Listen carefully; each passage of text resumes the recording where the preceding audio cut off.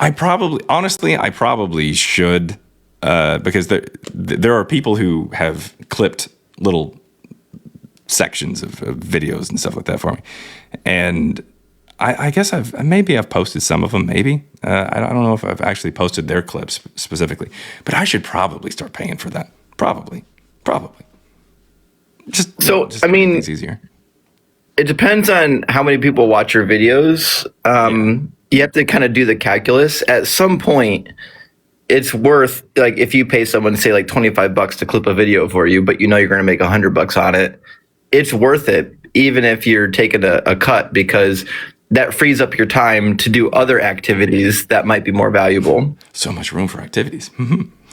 But yeah, now, that being said, are you any closer? Are you any closer to mythicism? I gotta be honest, every time I watch you go live, I inch closer to mythicism. How far away? So every time is an inch, and I can do that.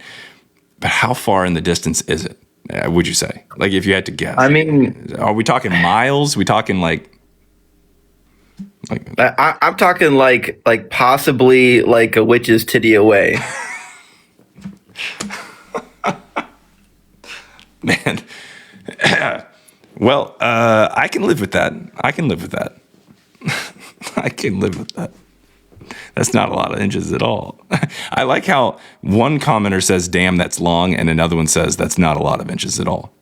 Like, immediately, like, no one really knows what the hell you mean. I mean, inches are relative. I mean, some say it's huge. I don't know if I've seen a witch's titty before. I don't think so. I may have dated some people who considered themselves witches. Maybe. I don't know. But it's anyway. Big for Trump. Jesus Christ. So, that being said, I'm glad that I can at least potentially get you closer there. Have you read the book yet? No. You know what? You haven't. I apologize that I haven't, but it's first up on my. I got two books that are first up on my 2026 reading list. Oh, nice. One is called Jesus the Magician, and the other is yours. Jesus the Magician. It's a really interesting book that goes into the earliest sources from the opponents of Christianity, and makes a case that Jesus didn't perform any miracles. He was actually just a magician. Oh, okay. I mean, I've heard this argument. I don't know if I've ever read anything like a book on it, really. I mean, it's a recurring theme. If you read the early church opponents like Kelsus and Pfury and Julian, they all say the same thing, that Jesus was just a common, everyday charlatan that did magic tricks to deceive people. Yeah. Yeah. I mean, even Origin, like, I liked when he says at a certain point that he wouldn't hold it against you if you looked at the New Testament and said, this doesn't line up with history. And he's like, God himself put problems into the story, like inconsistencies and everything, in order to force us to look at it spiritually, as opposed to lining it up with history or anything. I love it, with a capital L, Origen's disputation with Kelsis. I've never seen so much cope in my life. Like, the amount of coping is wild. Like, at one point he has to answer for the fact that, like, other divine entities exist.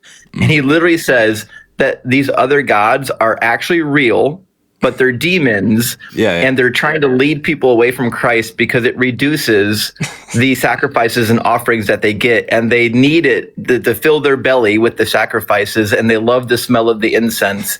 And so they're motivated to destroy Christianity because they just need those tasty, tasty libations and sacrifices. Yeah. So Origin isn't bad. But he does get into, like, some really weird kind of imagery and everything like that. Because, like you said, he's trying to cope. He's trying to figure out, how on earth do I explain Christianity to people who this is just completely foreign to. But I don't know if you've ever spent time reading Tertullian. He is nuts. Like, yeah, it's almost like brain rot trying to read a lot of stuff that he's writing, because it gets gruesome. It gets like really violent and dark. It's really strange. Like he gets into like all these details about how they were accused of like eating babies and stuff.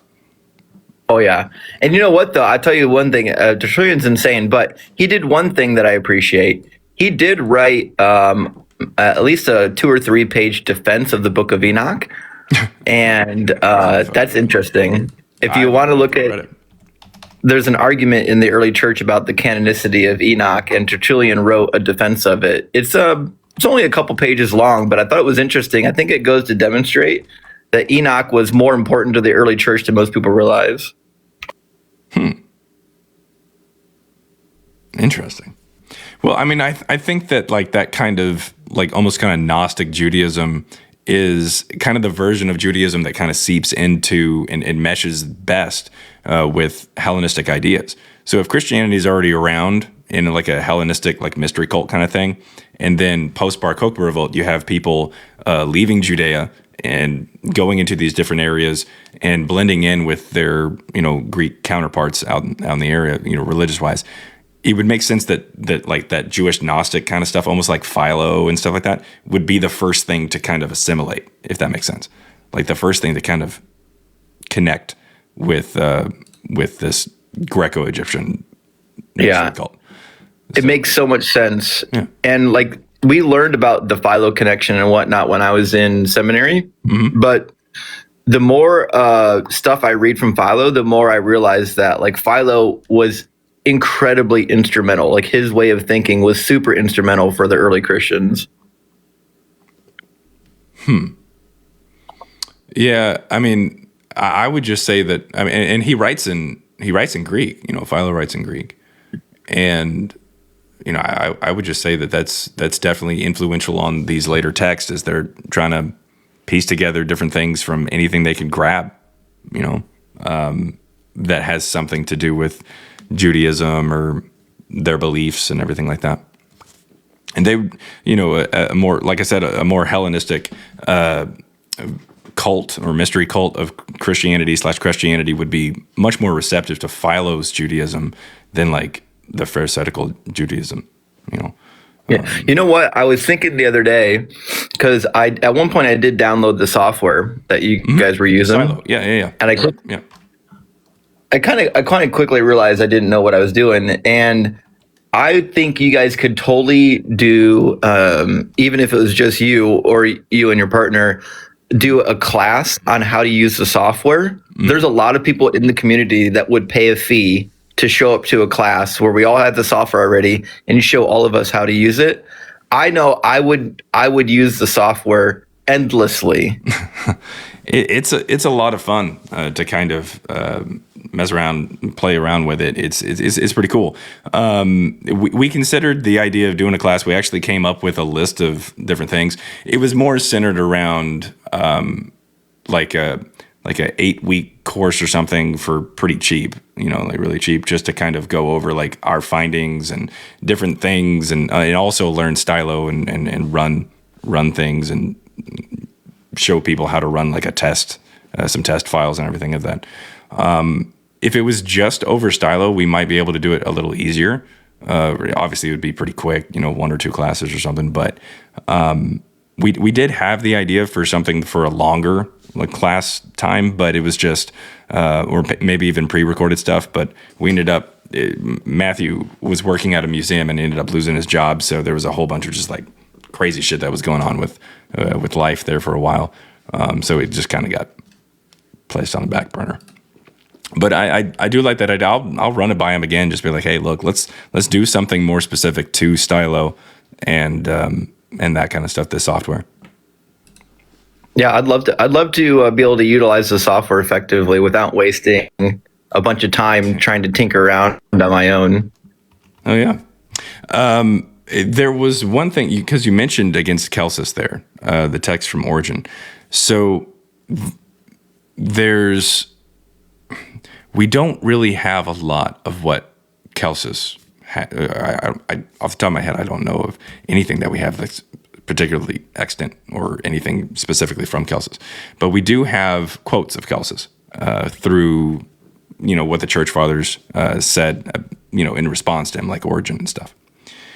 And at a certain point, Origen in Against Kelsis, I don't know if he's quoting or just kind of paraphrasing Kelsis, but he says that Kelsis accused the Christians of having a gospel, and that was the one gospel that they had. And then once it was questioned and once it was kind of attacked, they came out with more versions of it. And that lines up pretty much exactly with what we say, that there is a gospel, and Kelsis is aware of it because it's there in the 2nd century as well. It's from Marcion. And in fact, he just says the gospel, which would be, Evangelion or Evangelion. Technically, in Greek, this is how they say it. So he says, there's the gospel, and then you guys start adding to it. And he doesn't mention Marcion, to our knowledge, but it pretty much lines up with our way of thinking, that the Christians really like what Marcion had, but wanted to take it in a different direction. And so they just keep adding to the story and writing new versions. I mean, that checks out. I did finally get a copy of Badun? True Doctrines. Oh, okay, True Doctrines. Rather than just wading through Kelsis, I did find like a Kindle edition that's got all of the quotations just pulled out into one script. Oh, nice. So that should make it a little easier to search. You say, True Doctrines. Okay. Interesting.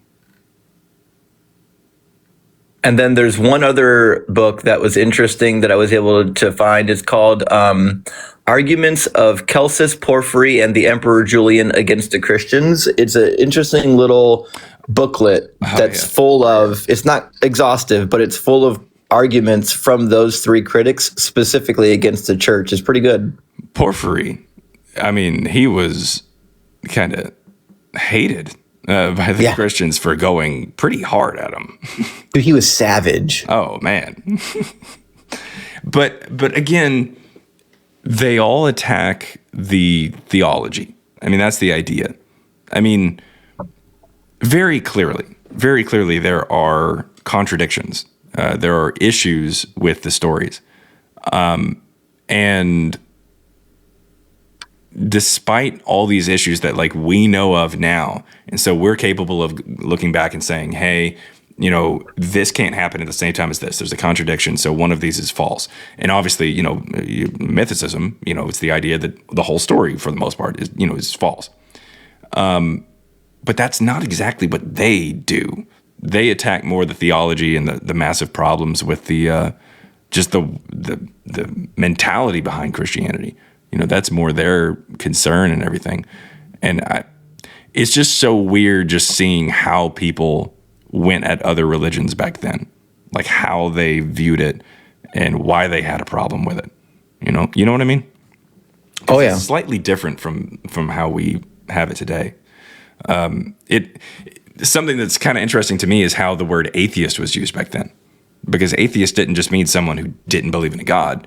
It also could be potentially used on, monotheism, because you are an atheist to the gods that exist. You know what I mean? Oh yeah. So it was just different back then. It was just weird, So people just had other ways of going at different religions than we do today. Well, it seems like, and not to distract from possibly getting some opposition up here, Christians, if you're listening, request up, but I'm reading also through the dialogues of Plato, and I'm shocked by how ingrained the idea of piety was in the culture. Like the idea that if you're ignoring the pantheon of gods, even if you're worshiping one or two gods, but if you're ignoring the rest of them, you could be committing the act of impiety. Right. And I mean, that's more or less what mystery cults in many cases were, where they were centered around one particular god and said, this is the God that we follow.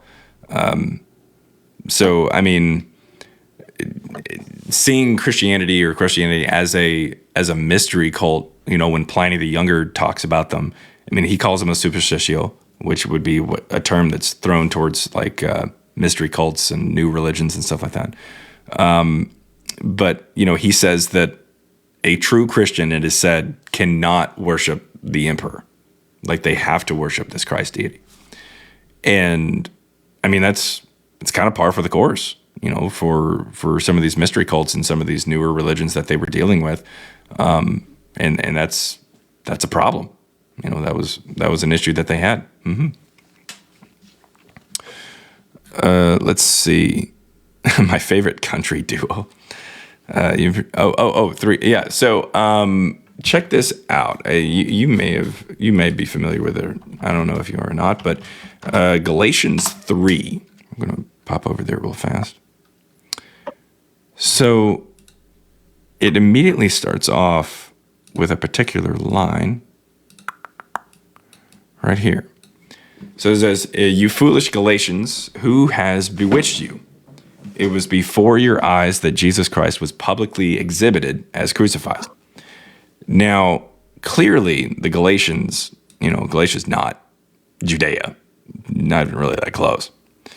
So it's kind of strange how this is being talked about. And because of the fact that obviously they didn't see with their eyes Jesus crucified. Right. But it's the publicly exhibited. And, thank you. The way that it's written could potentially mean, like, from what I understand from the Greek there, it could potentially mean that either it was like foretold to you, like it was told in advance or something, or it was portrayed as in like almost like a play, like it was shown to you. So I have, as well as a heady artist there in the chat, we've thought about the possibility of that just meaning it's talking about the play or the drama of the gospel story. And it's talking about how people have seen it, but they're not following it. Like they're aware of the story, but they've moved on to different things, or they changed it up, or they've forgotten all the stuff or certain elements of the story that was portrayed in front of them dramatically. So I've heard this before, and I'm curious to know myself. So there is, interestingly enough, in one of the commentary series, we've got one on Galatians by F.F. Bruce. F.F. Bruce is pretty dynamite with his exegetical skills. Let me check out his commentary, see what he says about it, because my guess is he's probably got some insight on this. Yeah, I was taking a quick look to see what Badoon had written, or what Badoon had found for the beginning of Galatians 3. And believe it or not, it's not in there. I found that in a lot of these commentaries, the really difficult parts that they would like to ignore, they ignore. Well, in the sense that, are you familiar with who Badoon is and what Badoon did? No. Mm-mm. So Jason Badoon did a reconstruction of Marcion's Apostolicon and Evangelion. And so basically what I'm saying here is that based off of quotations from Tertullian and Origen and Irenaeus, he's putting together what Marcion had in his his version of Paul's letters and everything in 144. And what he's saying is that Galatians 3:1. Let me see if I can find a note on it. Let's see. It's unattested. So, in other words, not really sure why. Like, it's just not. It seems as if Marcion doesn't have that version. It's just not there. Interesting. So it would mean, potentially here, unless they just forgot to fucking quote that verse, what that means is that it's very possible that Marcion came out with Evangelion and came out with Galatians, but it didn't have that line because it wasn't a play version. There's no gospel story prior. He's not getting onto the Galatians for losing sight of the gospel because they don't fucking know it. But later on, once there's other gospels, and I would even say that the Gospel of Mark is a play version of Marcion's gospel, especially since his name is Marcion, which means little Mark. But the point is, that's when Galatians 3:1 gets added to Galatians later on, and they're chastising the Galatians for not following how this play had shown them something very clearly. Because it's just not, we don't, Galatians 3:1-5 is unattested to in Marcion's or his Apostolicon. Yeah, and it looks like Jerome has a note on some of this as well, noting that some of the manuscripts don't include even parts of verse 1 prior to that statement. Yep. It says, Jerome says, let us here inquire of Marcion, the repudiator of the prophets, how he would interpret what follows below. And let's see. But this is purely hypothetical question and does not indicate anything about Marcion's text.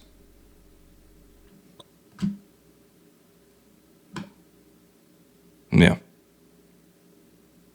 Now, Badun says some of the passage must have been present for what followed to make some sense, because what they do have at a certain point is some verses that would need a little bit of that, but they just don't know what words would be in there because it doesn't get quoted.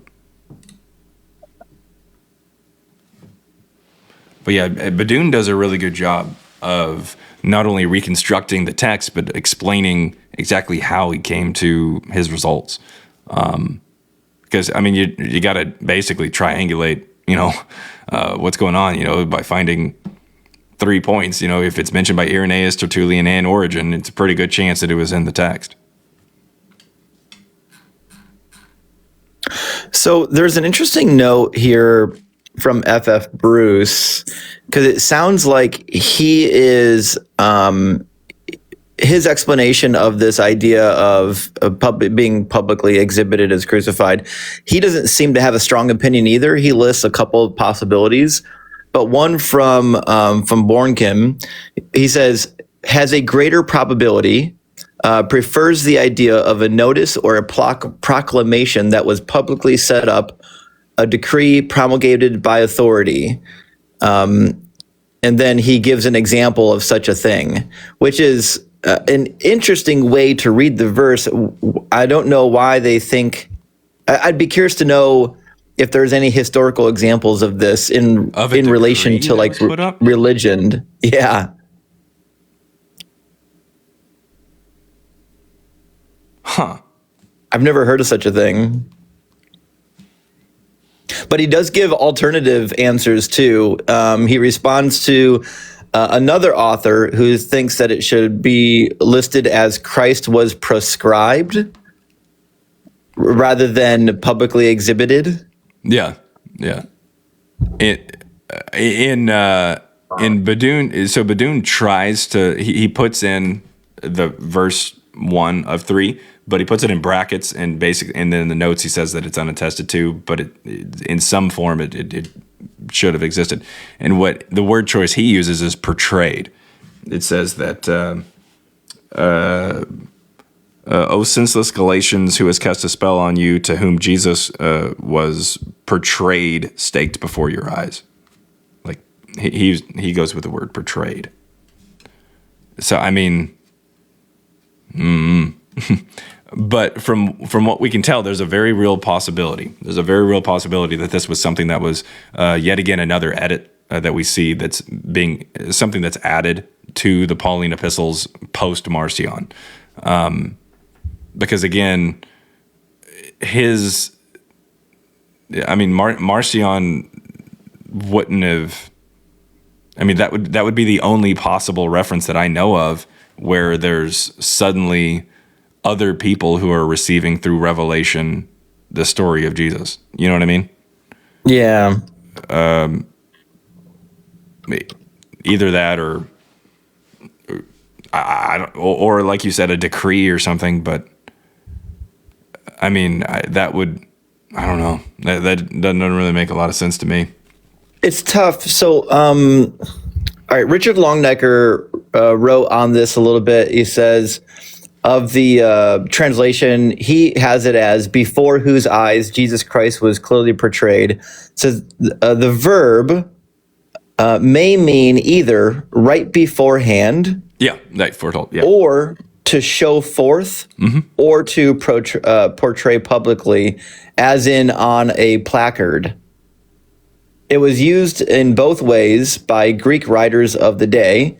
He lists Josephus. He says, in Josephus, it was used temporarily of what was written and appointed in an earlier time in Antiquities 11-283 and 1230, but locatively in the sense of a public announcement, as we see in Antiquities 1233. It says in Romans 15:4, it refers to what was written in the past. Yeah. So, I mean, it's very, very possible that it would either be something portrayed or it would be something that is just written down beforehand. But even written down beforehand wouldn't really make a lot of sense for Marcion. You know what I mean? No. So that, if it's written down beforehand, that's fine, but that would still be something that's is added later, is what I'm saying. Because unless Paul is getting at that he's the first.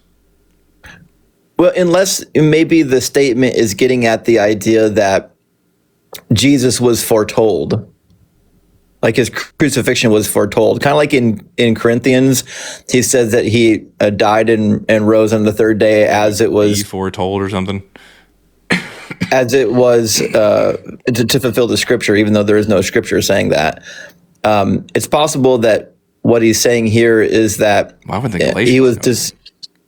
What's that? Why would the Galatians know that? Know what? Know about that, though. Unless he's just referring to how they would potentially read the Septuagint. Is that what you're saying? Like they're familiar with the Old Testament? Is that what you're saying?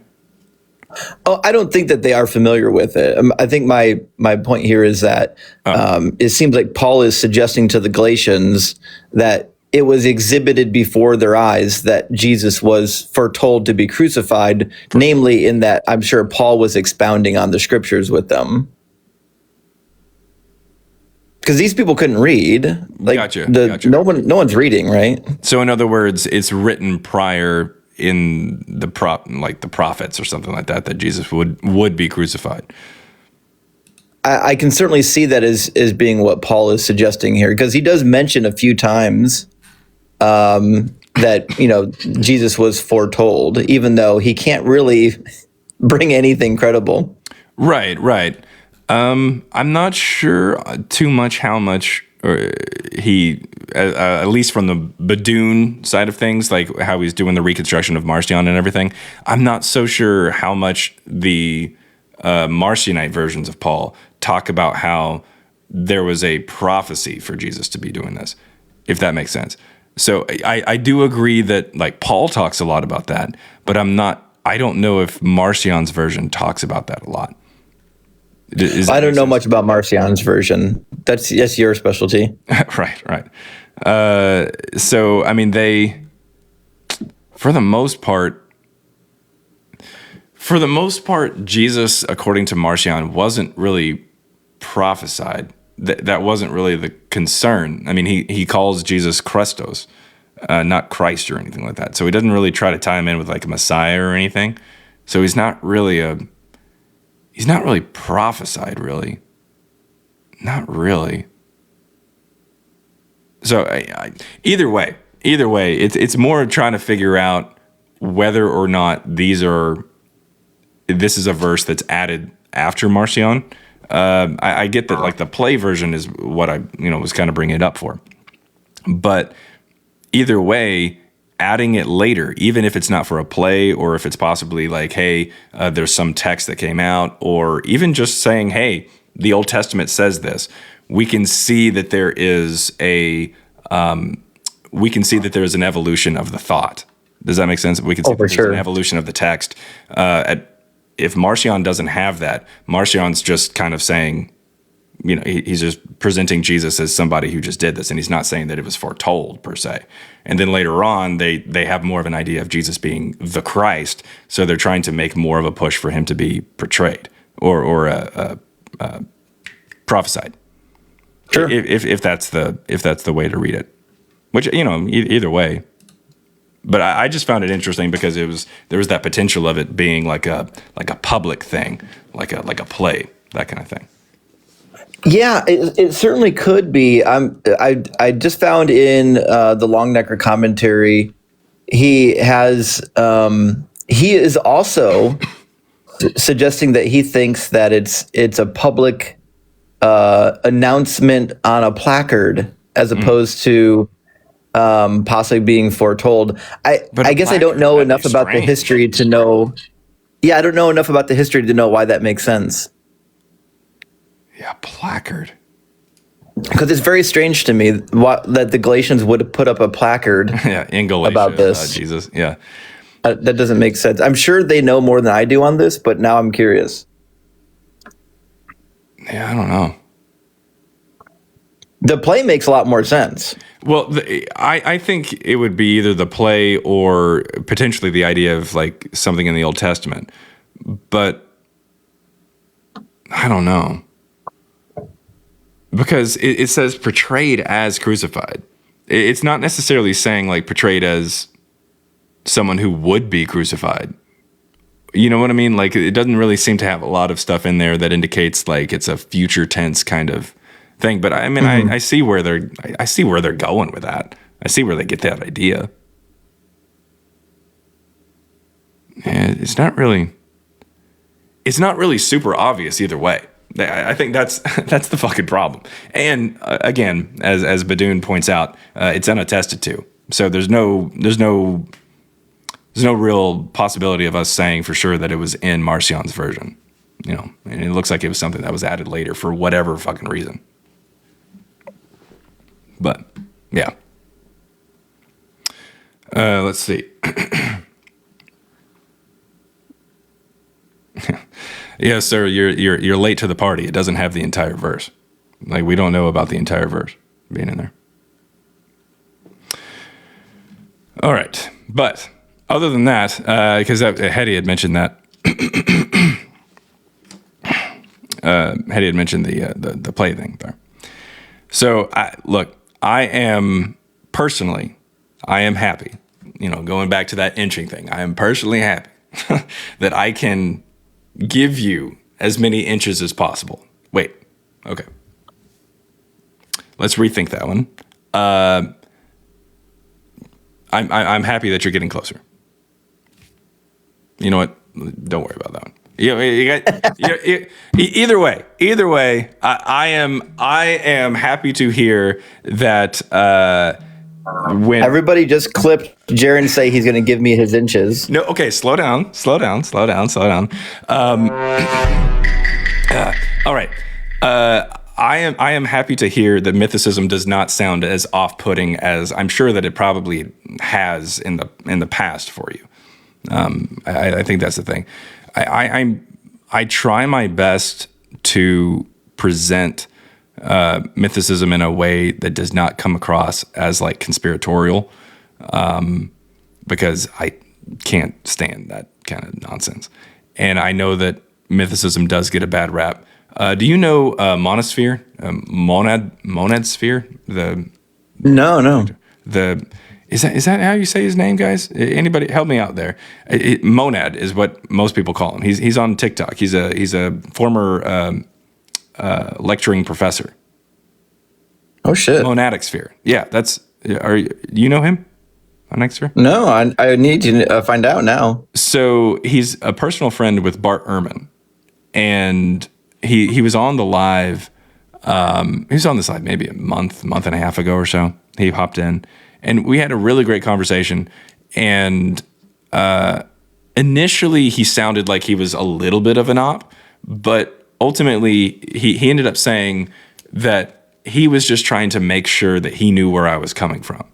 And he said, my version of mythicism, the way that I explain mythicism, which is even the natural Jesus and Paul as presented by the New Testament didn't exist.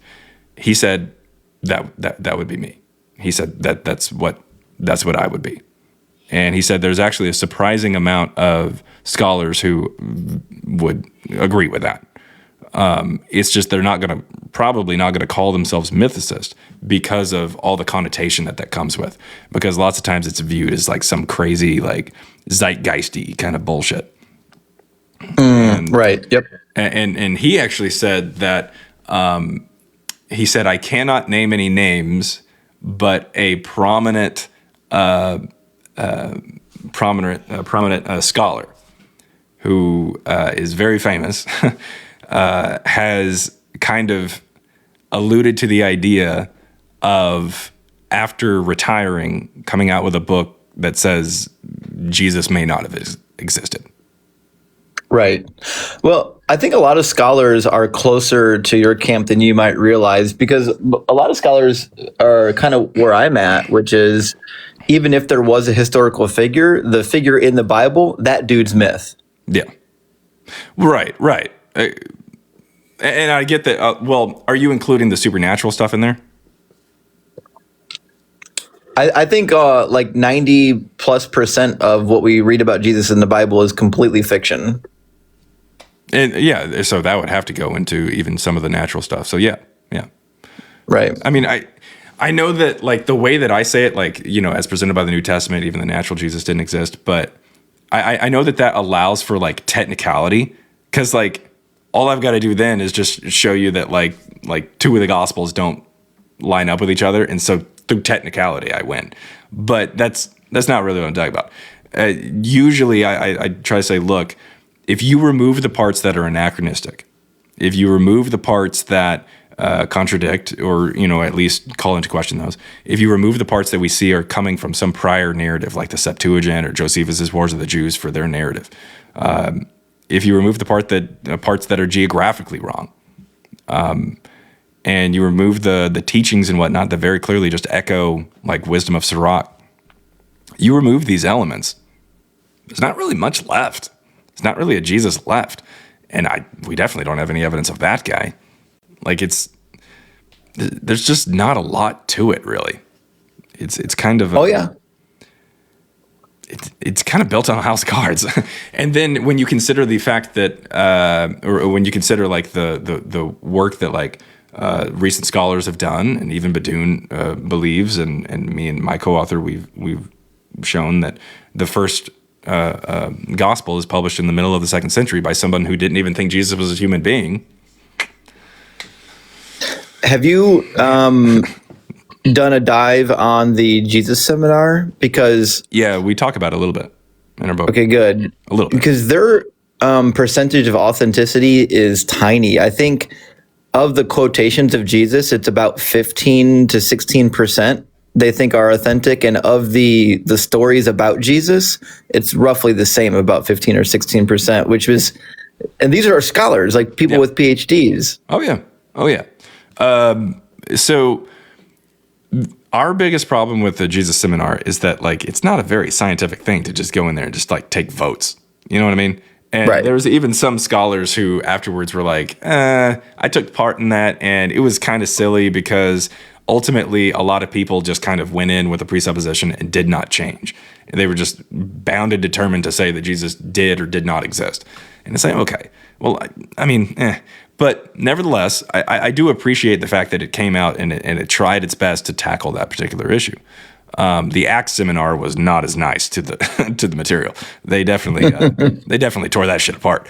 But the Jesus Seminar, I think the last time they met was what, 2008 or so. 2008. It's been a minute. But we talk a little bit about it in our book, but fairly briefly. I think may have been in the first chapter even. But the Westar Institute is actually who put on, you know, the Jesus Seminar and then the Acts Seminar and everything. And so on the board of the Westar Institute is actually Jason Badoon, who did the reconstruction there of Marcion, and he believes that that's the first gospel. And then Nina Livesey is on the board as well, and she believes that Paul's letters came out in the 2nd century. And look, toot my own horn here, but after talking to me and Matthew, she has changed her opinion a little bit on Paul and his potential existence. So it's, It's exciting stuff. we're definitely seeing things move this direction. It's cool to kind of see that kind of stuff. For sure, man. Now I think there was one. Oh, well, there was a guest, and then I think they just maybe somebody accidentally doing it. W no Jesus. Hey, there's Virtue 2 Feral. Virtue 2 Feral. Virtue 2 Feral. Brought to you by Tycho RC. Are you a kid? Do you like driving remote control cars through anything and everything? Well, go grab something from Tycho RC. It goes on land, water, air, and land. Tycho RC. All right. Let's see. Somebody gift Justin real quick before Satan comes on the live. What does that mean? No, don't gift me. I'm at 666. Oh. I don't have... It doesn't show... Do you use a computer now? I do, yeah. Okay, so yeah, it doesn't like show me like what number you're at. I have to like look at my thing. Okay, 6. There you go. All right. Zazbo. Well, hello, my friends. What a treat. Oh, hey, yeah. I know who you are. No, yeah. As soon as I heard your voice, I was like, okay, I know who this is. Yeah. Unique voice, sure. Yeah. I'm just trying to keep up just a little bit. Can you give me, I don't know, maybe you could show it on the screen with your favorite version of the Bible, or where Matthew is. Where Mark is. Can you just give me an example of if I wanted to approach reading Mark as if it were a Greek play? What elements am I looking for? What I would point to for Mark, within the Greek, and a lot of it kind of gets translated out of it. Like, for instance, here, let me show you. We're just going to go to random. Please. We're going to go Mark 12. We'll just pick something. Let's see. So Mark 12, this is the NRSVU. Okay. And it doesn't start, it just says like, it'll say then he began to speak to them, when they realized. The word then is used quite a bit. There's some, and Jesus one. Yeah.